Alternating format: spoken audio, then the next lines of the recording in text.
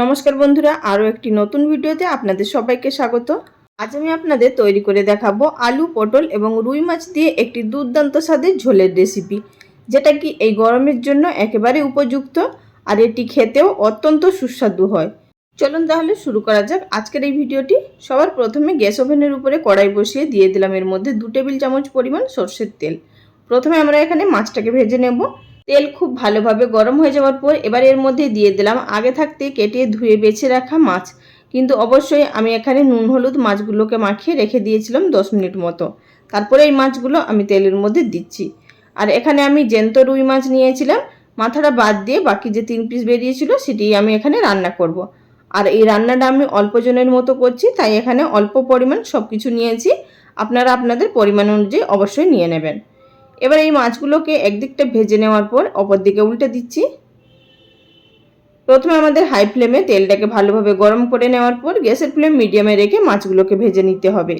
তারই মাঝখানে আমরা একটি মশলা তৈরি করে নেব। তার জন্য এখানে নিয়েছি 2টো শুকনো লঙ্কা, 6 থেকে 7 কোয়া রসুন, নিয়েছি 1 ইঞ্চি আদা এবং হাফ টিস্পুন গোটা জিরে। এই সমস্ত উপকরণের একটি ফাইন পেস্ট তৈরি করে নেব। শুধু পেঁয়াজটা বাদ দিয়ে পেঁয়াজটা আমি রান্নায় পরে ব্যবহার করব। মাছগুলোও আমাদের ভাজা হয়ে গেছে। ভেজে নেওয়া মাছের তেলের মধ্যেই আমি পটলগুলোকে দিয়ে দিলাম। আর পটলগুলোকে আগে থাকতে পরিষ্কার করে ধুয়ে নুন হলুদ মাখিয়ে রেখেছিলাম। আপনারা এখানে পটলটা অবশ্যই নিজেদের পছন্দ অনুযায়ী কম বেশি নেবেন। পটলগুলো একদিকটা মিডিয়াম ফ্লেমে ভাজতে দেবো যতক্ষণ না কালার চেঞ্জ হচ্ছে। বন্ধুরা, ভিডিও চলাকালীন ছোট্ট একটি অনুরোধ, যদি আমার চ্যানেলে কেউ নতুন দর্শক বন্ধু হয়ে থাকেন আর ভিডিওটি দেখার পর যদি আপনাদের ভালো লাগে, চ্যানেলটি সাবস্ক্রাইব করে নেওয়ার অনুরোধ রইল। আর যারা ফেসবুক পেজ থেকে দেখছেন তাদের কাছেও রিকোয়েস্ট রইল পেজটি ফলো করে নেওয়ার জন্য। এতে করে আমি নিত্য নতুন যখনই রেসিপি আপলোড করব আপনাদের কাছে সঙ্গে সঙ্গে নোটিফিকেশান চলে যাবে আর সেখান থেকে আপনারা দেখে নিতে পারবেন। আর দেখুন বন্ধুরা, আমার এখানে পটলগুলো ভেজে নেওয়া হয়ে গেছে লাল লাল করে। এবার এগুলোকে তুলে নেব। এবার যেই তেলটা বেঁচেছে এখানে আমি এখান থেকে কিছুটা পরিমাণ তেল তুলে নেব। এতটা তেলে রান্না করব না, তবে আমি এই তেলটা ফেলেও দেব না, অন্য একটা মাছের তরকারিতে ব্যবহার করে নেব।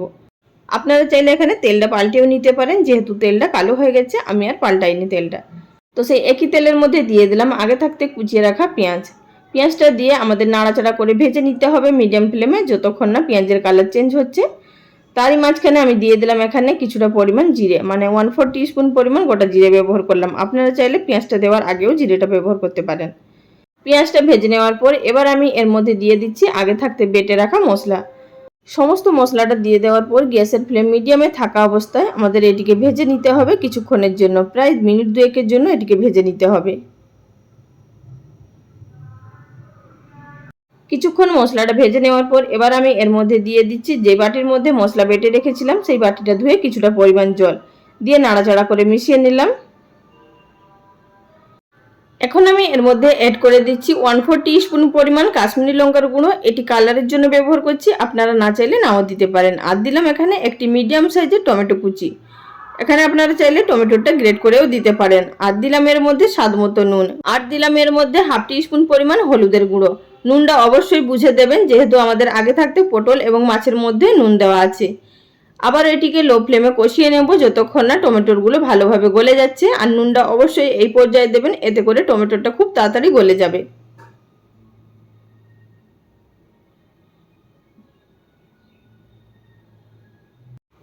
তো দেখুন বন্ধুরা, আমার এখানে মশলাটা খুব ভালো মতো ভেজে নেওয়া হয়ে গেছে। এবার আমি এর মধ্যে দিয়ে দেব একটি মাঝারি সাইজের আলু। আলুটাকে আমি আগে থাকতে সিদ্ধ করে রেখেছিলাম এবং আলুটিকে 4 পিস করে আমি কেটে নিয়েছি। আর আপনারা চাইলে আলুটা ভেজেও করতে পারেন, আমি আর ভেজে করিনি। আমি আলুটাকে হালকা একটু সেদ্ধ করে নিয়েছিলাম, মানে প্রায় 70% মতো আলুটাকে সেদ্ধ করে নিয়েছি আর সেটিকেই 4 পিস করে নিয়েছি। আপনারা চাইলে আলুর পরিমাণটা বাড়িয়ে নিতে পারেন। আলুটা দিয়ে কিছুক্ষণ কষিয়ে নেওয়ার পর এবার এর মধ্যে দিয়ে দিলাম আগে থাকতে ভেজে রাখা পটলটা দিয়েও আবারও মিনিট 2-এর মতো এটিকে কষিয়ে নেব। এইভাবে যদি রান্নাটা করা হয় তাহলে কিন্তু কম তেলের মধ্যেও রান্নাটা খেতে দুর্দান্ত লাগবে। আর আপনারা অবশ্যই আমি যেভাবে করছি এইভাবে অন্তত একবার হলেও তৈরি করে দেখবেন। এই ঝোল খেতে কিন্তু অপূর্ব লাগে।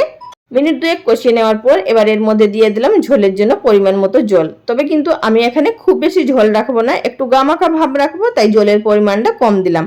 আপনারা চাইলে এখানে জলের পরিমাণটা বেশি অবশ্যই দিতে পারেন। দেখতেই পাচ্ছেন এখানে ঝোলটা খুব ভালো মতো ফুটে উঠেছে।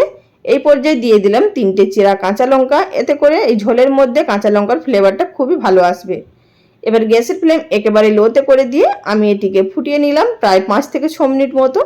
এর মধ্যে কিন্তু পটল এবং আলু খুব সুন্দরভাবে সেদ্ধ হয়ে গেছে আর ঝোলটাও কিন্তু দুর্দান্ত একটি গামাখা ভাব চলে এসছে।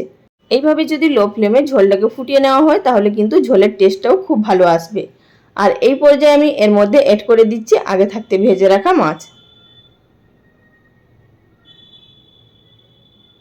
মাছের টুকরোগুলো দিয়ে দেওয়ার পর আবারও এটিকে লো ফ্লেমে ফুটিয়ে নেব আরও 2 মিনিট মতো, যাতে করে এই ঝোলের মধ্যে মাছের ফ্লেভারটা চলে যায়। আর বন্ধুরা, আপনারা চাইলে এই মাছের ঝোলের মধ্যে ধনে গুঁড়ো অবশ্যই ব্যবহার করতে পারেন, তবে আমি এই ঝোলের মধ্যে ধনে গুঁড়ো ব্যবহার করিনি। 2 মিনিট ফুটিয়ে নেওয়ার পর আমাদের এখানে মাছের ঝোল সম্পূর্ণ তৈরি। এই শেষ পর্যায়ে আপনারা চাইলে সামান্য পরিমাণ ধনেপাতা কুচিও দিতে পারেন। এবার এটিকে নামিয়ে একটি সার্ভিং বোলের মধ্যে সার্ভ করে নিয়েছি। তাহলে বন্ধুরা, আজকের রেসিপি আপনাদের কাছে কেমন লাগলো অবশ্যই লাইক কমেন্ট করে জানাবেন। আজ এই পর্যন্ত, আগামী দিন কোনো এক নতুন রেসিপি নিয়ে আবারও হাজির হয়ে যাব। সবাই ভালো থাকবেন, ধন্যবাদ।